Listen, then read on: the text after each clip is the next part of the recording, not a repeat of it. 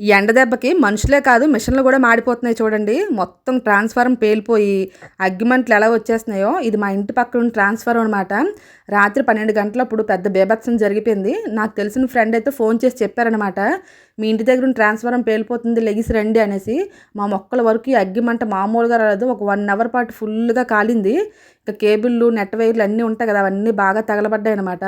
ఇంకింతలోపు అయితే fire engine వాళ్ళకి phone చేస్తే వాళ్ళొచ్చి ఇదంతా ఆపేశారు. చూడండి పొగైతే ఎలా వచ్చిందో. మాకైతే చాలా భయమేసింది. ఆళ్ళొచ్చి మంటలు ఆపేంత వరకు మేము పడుకోలేదనమాట. ఈ టైం అయితే ఆగిపోయింది. ఇప్పుడు టైం అయితే 1 అవుతుంది.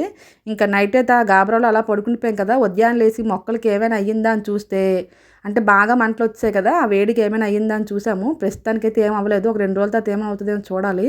ఉదయాన్నే 7 గంటలప్పుడు నడినెత్తి మీదకి సూర్యుడొచ్చేసాడు చూసారా?